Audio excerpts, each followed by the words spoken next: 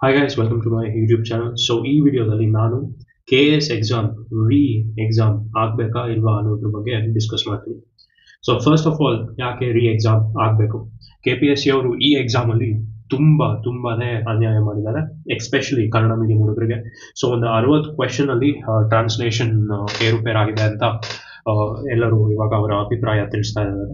So ಇದರಿಂದ ಏನಾಗುತ್ತೆ ಅಂದ್ರೆ ಕನ್ನಡ ಮೀಡಿಯಂ ಹುಡುಗರ ಸ್ಕೋರ್ ನಾರ್ಮಲಿ ಡೌನ್ ಆಗುತ್ತೆ. ಸೊ ಯಾರ್ಯಾರು ಇಂಗ್ಲಿಷ್ ಮಾಧ್ಯಮದಲ್ಲಿ ಬಂದಿದ್ರು ಅವರ ಸ್ಕೋರ್ ಹೆಚ್ಚು ಆಗೇ ಆಗುತ್ತೆ. ಸೊ ಈಗ ಕನ್ನಡ ಮೀಡಿಯಂ ಹುಡುಗರಿಗೆ ಅನ್ಯಾಯ ಮಾಡ್ದಂಗಾಯ್ತು. ಬಟ್ ಇಲ್ಲಿ ಎಕ್ಸಾಮ್ ಮಾಡೋ ಪಾಸಿಬಿಲಿಟಿ ತುಂಬಾ ಕಮ್ಮಿ. ಯಾಕಂದ್ರೆ ನೀವು ನೀಟ್ ಎಕ್ಸಾಮ್ ನೋಡಿದ್ರೆ ಒಂದು 3-4 ಮಂತ್ಸ್ ಇಂದ ಕಂಡಕ್ಟ್ ಮಾಡಿದ್ದು, ಇದರಲ್ಲಿ ಬಹಳ ದೊಡ್ಡ ಸ್ಕ್ಯಾಮ್ ನಡೆದಿತ್ತು. ಆದ್ರೂ ನಮ್ಮ ಸುಪ್ರೀಂ ಕೋರ್ಟ್ ಅವರು ಈ ನೀಟ್ ಎಕ್ಸಾಮ್ ಮಾಡಕ್ಕೆ ಒಪ್ಕೊಳ್ಳಿಲ್ಲ. ಬಟ್ ಏನ್ ಮಾಡಿದ್ರು ಅಂದ್ರೆ ಅಲ್ಲಿ ಟಾಪರ್ಸ್ ಯಾರು ಹೇಳಿದ್ರು, ಫಸ್ಟ್ ರ್ಯಾಂಕ್ ಅರೌಂಡ್ 30-40 ಜನ ಬಂದಿದ್ರು. ಸೊ ಅವ್ರಿಗೆಲ್ಲ ಎಕ್ಸಾಮ್ ಮಾಡಿ ಅವ್ರನ್ನ ಫಿಲ್ಟರ್ ಮಾಡಿದ್ರು. ಬಟ್ ಇಲ್ಲಿ ಈಗ ನಮ್ಮ KPSC ಅವ್ರು ಏನ್ ಮಾಡ್ತಾರೆ ಅಂತ ಹೇಳಕ್ಕಾಗಲ್ಲ. ಬರೀ ಕನ್ನಡ ಮೀಡಿಯಂ ಅವ್ರಿಗೆ ಎಕ್ಸಾಮ್ ಮಾಡ್ತಾರ, ಇಲ್ಲ ಕನ್ನಡ ಇಂಗ್ಲಿಷ್ ಮೀಡಿಯಂ ಇಬ್ರಿಗೂ ಒಂದೇ ಸತಿ ಎಕ್ಸಾಮ್ ಮಾಡ್ತಾರ ಅಂತ ನೋಡ್ಬೇಕಾಗಿದೆ. ಸೊ ಈಗ ಎಕ್ಸಾಮ್ ಮಾಡಕ್ಕಾಗಲ್ಲ, ಎಕ್ಸಾಮ್ ಮಾಡಕ್ಕೆ ದುಡ್ಡು ಜಾಸ್ತಿ ಖರ್ಚಾಗುತ್ತೆ ಅನ್ನೋದೆಲ್ಲ ಕಾರಣ ಕೊಡ್ತಾರೆ ಗೌರ್ಮೆಂಟ್ ಅವರು. ಬಟ್ ಇಲ್ಲಿ ಒಂದು ಸೊಲ್ಯೂಷನ್ ಏನಂದ್ರೆ, ಈಗ 1:15 ಕರೀತಾರೆ ಮೇನ್ಸ್ಗೆ. ಸೊ ಈಗ ಪ್ರಿಲಿಮ್ಸ್ ನಲ್ಲಿ 1:15 ರೇಷಿಯೋದಲ್ಲಿ ಕ್ವಾಲಿಫೈ ಮಾಡ್ತಾರೆ. ಸೊ ಅದರಲ್ಲಿ ಒಂದು 5,000 ಜನ, ಎಷ್ಟು ಈಗ 2 ಲಕ್ಷ ಹತ್ತತ್ರ ಜನ ಅಪಿಯರ್ ಆಗಿದ್ರು KPSCಗೆ, ಅದ್ರಲ್ಲಿ ಬರೀ 5,000 ಜನ ಫಿಲ್ಟರ್ ಆಗ್ತಾರೆ. ಬಟ್ ಈ ರೇಷಿಯೋನ ಸ್ವಲ್ಪ ಇನ್ಕ್ರೀಸ್ ಮಾಡಿದ್ರೆ 1:20 ಅಥವಾ ಇಲ್ಲ 1:25 ಮಾಡಿದ್ರೆ ಹತ್ತತ್ರ ಒಂದು 7,000-8,000 ಹುಡುಗರು ಮೇನ್ಸ್ಗೆ ಕ್ವಾಲಿಫೈ ಆಗಿ ಸೊ ಬರೀತಾರೆ. ಸೊ ಆವಾಗ ಈ ಕನ್ನಡ ಮೀಡಿಯಂ ಹುಡುಗರಿಗೆ ಏನೇನು ಅನ್ಯಾಯ ಆಗಿದೆ ಅವ್ರಿಗೆಲ್ಲ ಒಂದು ಜಸ್ಟಿಸ್ ಕೊಟ್ಟಾಗುತ್ತೆ. And Kannada medium English medium ಹುಡುಗರಿಗೆ ಒಂದು ಒಳ್ಳೆ ಮೇನ್ಸ್ ಅಲ್ಲಿ ಫೈಟ್ ಕೊಡೋ ತರ ಪ್ಲಾಟ್ಫಾರ್ಮ್ ನೀಡಂಗೂ ಆಗುತ್ತೆ. ಸೊ ಇದು ನನ್ನ ಪ್ರಕಾರ KPSC ಅವ್ರ ಕಡೆಯಿಂದ ಆಗ್ಬೇಕಾಗಿರೋ ಕೆಲಸ. ಇದು ಈಗ ನಾವು UPSC ಅಥವಾ KPSCಗೆ ಏನಕ್ಕೆ ಇಷ್ಟೊಂದು ಜನ ಹುಡುಗರು ಬರೀತೀವಿ ಅಂದ್ರೆ, ನಮ್ಗೆ ಸಮಾಜದಲ್ಲಿ ಏನಾದ್ರು ಒಂದು ಬದಲಾವಣೆ ಕಾಣಲಿ ಅಂತ. ಇಂಥ ಬದಲಾವಣೆ ತರೋರಿಗೆ ಇಲ್ಲಿ KPSC ಅವರು ಅನ್ಯಾಯ ಮಾಡಿದ್ರೆ ಮುಂದೆ ಸಮಾಜವನ್ನು ಹೇಗೆ ನಡ್ಸ್ಕೊಂಡು ಹೋಗ್ತಾರೆ ಅನ್ನೋದು ನನ್ಗೆ ಒಂದು ದೊಡ್ಡ ಪ್ರಶ್ನೆ ಆಗಿದೆ. ಈಗ ನೀವು ನೋಡ್ಬೋದು KPSCಲಿ ಯಾರ್ಯಾರು ಸೆಲೆಕ್ಷನ್ ಆಗುತ್ತೆ, ನಾನು ಎಲ್ಲದ್ದು ಅಂತಲ್ಲ, ಬಟ್ ಅರೌಂಡ್ ಒಂದು 40% ಆದ್ರೂ ಅವ್ರಿಗೆ ಪೊಲಿಟಿಕಲಿ ಬ್ಯಾಕ್ ಗ್ರೌಂಡ್ ಇದ್ದೇ ಇರುತ್ತೆ. ಸೊ ಪೊಲಿಟಿಕಲಿ ಬ್ಯಾಕ್ ಗ್ರೌಂಡ್ ಇಲ್ಲದೆ ಈ ಎಕ್ಸಾಮ್ ಅಲ್ಲಿ ಫಿಲ್ಟರ್ ಆಗೋದು ಸ್ವಲ್ಪ ಕಷ್ಟ. ಗ್ರಾಮೀಣ ಹುಡುಗ ಏನು ಸಪೋರ್ಟ್ ಇಲ್ಲದೆ ಎಲ್ಲಿಂದನೋ ಓದ್ಕೊಂಡು ಹೇಗೋ ಬರೋದು ಬರೀ 1% ಹುಡುಗರು ಆಗಿರ್ತಾರೆ ಅಷ್ಟೇ. ಮಿಕ್ಕವರೆಲ್ಲ ಕೋಚಿಂಗ್ ಕ್ಲಾಸ್ಗೆ ಹೋಗಿ, ಟ್ಯೂಷನ್ ಕ್ಲಾಸ್ಗೆ ಹೋಗಿ ಅವ್ರ ಪ್ಯಾರೆಂಟ್ಸ್ ಚೆನ್ನಾಗಿ ಓದಿಸಿ ಸೊ ಈ ಎಕ್ಸಾಮ್ಸ್ ನ ಕ್ಲಿಯರ್ ಮಾಡ್ತಾರೆ. ಅಂತವ್ರಿಗೆ ಇಲ್ಲಿ KPSC ಅನ್ಯಾಯ ಮಾಡ್ದಂಗಾಗಿದೆ. ಯಾಕಂದ್ರೆ ಗ್ರಾಮೀಣ ಹುಡುಗರು ಅಂದ್ರೆ ಅವ್ರಿಗೆ ಕನ್ನಡದಲ್ಲಿ ಪಾಂಡಿತ್ಯ ಜಾಸ್ತಿ ಇರುತ್ತೆ. ಸೊ ಅಂತ ಹುಡುಗರಿಗೆ ಅನ್ಯಾಯ ಆಗಬಾರ್ದು.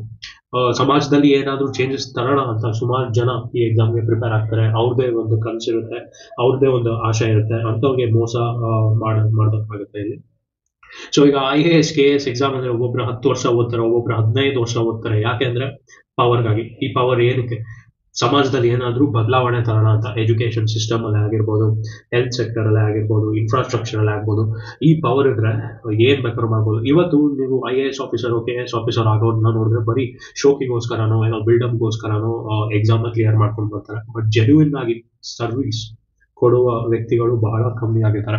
ಬಟ್ ನನಗೆ ಇಂಥ ಹುಡುಗರು ಮೇಲ್ ಬರಬೇಕು, ಅವ್ರಿಗೆ ಈಕ್ವಲ್ ಆಪರ್ಚುನಿಟಿ ಕೊಡಬೇಕು. ನೀವೀಗ ಸರ್ಕಾರ ಒಬ್ಬ ಅಧಿಕಾರಿ ಅಂದ್ರೆ ಅವ್ನಿಗೆ ದರ್ಪ, ಈಗೋ ಎಲ್ಲ ಇರುತ್ತೆ. ಇದನ್ನೆಲ್ಲ ಬಿಟ್ಟು ಕೆಲಸ ಮಾಡುವಂತಹ ಅಧಿಕಾರಿಗಳನ್ನ ಸೆಲೆಕ್ಷನ್ ಮಾಡಬೇಕು. ಅಂಡ್ KPSC ಅವರು ಇದಕ್ಕೆ ಸಪೋರ್ಟ್ ಕೂಡ ಮಾಡಬೇಕು. ಏನೋ ಸುಮ್ಮನೆ ಎಕ್ಸಾಮ್ ನಡೆಸಿದ್ವಿ ಕಾಟಾಚಾರಕ್ಕೆ, ಇವ್ರಿಗೆ ಬೇಕಾಗಿರೋ ಜನನ ಫಿಲ್ಟರ್ ಮಾಡೋಕ್ಕೆ, ಇಲ್ಲ ಯಾವ್ದೋ ಮಿನಿಸ್ಟರ್ ಮಕ್ಕಳನ್ನ ಒಳಗಡೆ ಹಾಕೋಣಕ್ಕೆ ಎಕ್ಸಾಮ್ ಮಾಡಿದ್ರೆ ಮುಂದೆ ನಮ್ಮ ಸಮಾಜ ಅಷ್ಟೊಂದು ಒಳ್ಳೆ ಡೈರೆಕ್ಷನ್ ಅಲ್ಲಿ ಹೋಗಲ್ಲ. ಹಾಗೆ ಕೂಡ ಈ ಎಕ್ಸಾಮ್ ಅಲ್ಲಿ ಯಾರ್ಯಾರು ಅಪಿಯರ್ ಆಗಿದ್ದೀರೋ ನೀವೆಲ್ಲರೂ ಒಂದು ಒಳ್ಳೆ ಎಥಿಕ್ಸ್ ಇಟ್ಕೊಂಡು ಮುಂದೆ ಹೋಗಿ. ಇಂಥ ಭ್ರಷ್ಟ ಅಧಿಕಾರಿಗಳು, ಇಂಥ ಭ್ರಷ್ಟ ಸಿಸ್ಟಮ್ ನ ಡಿಸ್ಟ್ರಾಯ್ ಮಾಡಿ ಒಂದು ಒಳ್ಳೆ ಸಮಾಜದಲ್ಲಿ ಒಂದು ಒಳ್ಳೆ ಸಿಸ್ಟಮ್ ನ ತರೋ ಕಡೆ ನಿಮ್ಮ ದಾರಿ ಹೋಗ್ಬೇಕು. ಸೊ ಈಗ ನೀವು ನೆಕ್ಸ್ಟ್ ಅಧಿಕಾರಿಗಳಾಗೋರು, ನಿಮ್ಗೆ ಅನ್ಯಾಯ ಆಗ್ತಿದೆ ಅಂದ್ರೆ ನಿಮ್ಮ ಮಾತೆ ಯಾರು ಕೇಳಕ್ ರೆಡಿ ಇಲ್ಲ ಅಂದ್ರೆ ಇನ್ ಸಮಾಜದಲ್ಲಿ ಯಾವ್ದೋ ಒಬ್ಬ ಕೂಲಿ ಕಾರ್ಮಿಕ ಅವ್ನಿಗಾಗ್ತಿರೋ ಅನ್ಯಾಯನ ಯಾರು ಪ್ರಶ್ನೆ ಮಾಡ್ತಾರೆ? ಸೊ ಇದಕ್ಕೋಸ್ಕರ ನೀವೆಲ್ಲರೂ KPSC ಏನು ಇವಾಗ 4th ಸೆಪ್ಟೆಂಬರ್ ಡೆಡ್ಲೈನ್ ನೀಡಿದ್ದಾರೆ ಒಬ್ಜೆಕ್ಷನ್ ಫೈಲ್ ಮಾಡಕ್ಕೆ. ಎಲ್ಲರೂ ಕೂಡ ಆದಷ್ಟು ಒಬ್ಜೆಕ್ಷನ್ಸ್ ಫೈಲ್ ಮಾಡಿ. ಹಾಗೂ ಸಾಧ್ಯವಾದ ಇನ್ಸ್ಟಾಗ್ರಾಮ್ ಪೇಜ್ ಇಲ್ಲ ಫೇಸ್ಬುಕ್ ಪೇಜ್ ಅಲ್ಲಿ status hockey, justice for KPSC students ಅಂತ. ಸೊ ಇದರಿಂದ ಈ ಒಂದು ಏನು ಗೋಕಾಕ್ 2.0 ಅಂತ ನಡೆಸ್ತಾ ಇದ್ದಾರೆ ಎಲ್ಲ ಕನ್ನಡ ಸಂಘಟನೆಗಳೆಲ್ಲ ಸೇರಿ, ಇದಕ್ಕೂ ಬೆಂಬಲ ನೀಡಿದಂಗಾಗುತ್ತೆ. ಸೊ ದಯವಿಟ್ಟು ಈ ಕೆಲಸ ಮಾಡಿ. ಒಂದು ಇನ್ಸ್ಟಾಗ್ರಾಮ್ ಪೇಜ್ ಅಲ್ಲಿ ಸುಮ್ಮನೆ ಒಂದು ಸ್ಟೇಟಸ್ ಹಾಕಿ, ವಾಟ್ಸ್ಆಪ್ ಅಲ್ಲಿ ಒಂದು ಸ್ಟೇಟಸ್ ಹಾಕಿ. ಇದರಿಂದ ಒಂದು ಅವೇರ್ನೆಸ್ ಕ್ರಿಯೇಟ್ ಮಾಡ್ದಂಗಾಗುತ್ತೆ. ಎಲ್ಲ ಮೇಲಧಿಕಾರಿಗಳ ಗಮನಕ್ಕೂ ತಂದಂಗಾಗುತ್ತೆ, ಮಿನಿಸ್ಟರ್ಸ್ ಗಮನಕ್ಕೂ ಬರುತ್ತೆ. ನಮ್ಮ ಸೊಸೈಟಿಲಿ ಇವಾಗ ಇರೋ ಮಿನಿಸ್ಟರ್ ಎಲ್ಲ ವಯಸ್ಸಾಗೋಗಿದೆ. ಅವ್ರಿಗೆ ಅವ್ರು ಮಾಡಿಟ್ಟಿರೋ ದುಡ್ಡು ಇನ್ನ ಒಂದು ತಿಂದ್ರು ಒಂದು 7-8 ಏನೋ ಜನರೇಷನ್ಸ್ ಆಗೋಷ್ಟು ಮಾಡಿಟ್ಟಿದ್ದಾರೆ. ಬಟ್ ಮುಂದೆ ಬರೋ ಹುಡುಗರಿಗೆ ತುಂಬಾ ಪ್ರಾಬ್ಲಮ್ ಆಗುತ್ತೆ. ನಾವು ಸಮಾಜನ ಒಳ್ಳೆ ರೀತಿಯಲ್ಲಿ ಕಟ್ಟಬೇಕು. ಸೊ ನಮ್ಮ ಎಫರ್ಟ್ನ ಹಾಕ್ಲೇಬೇಕು. KPSC ಈ ಎಕ್ಸಾಮ್ ವಿರುದ್ಧ ನಮಗೆ ಆಗಿರೋ ಇನ್ಜಸ್ಟಿಸ್ ವಿರುದ್ಧ ನಾವು ವಾಯ್ಸ್ ಮಾಡಲೇಬೇಕು. And we have to get a right justice. So ಇದೇ ನಂದು ಒಂದು ಅಭಿಪ್ರಾಯ. ಸೊ ನಿಮ್ಗಳ ಅಭಿಪ್ರಾಯ ಏನು ಅಂತ ಕಾಮೆಂಟ್ ಸೆಕ್ಷನ್ ದಯವಿಟ್ಟು ತಿಳಿಸಿ. ಇಷ್ಟ ಆದರೆ ಈ ವಿಡಿಯೋನ ಲೈಕ್ ಮಾಡಿ ಹಾಗೂ ಈ ಚಾನಲ್ನ ಸಬ್ಸ್ಕ್ರೈಬ್ ಮಾಡಿ. Thank you.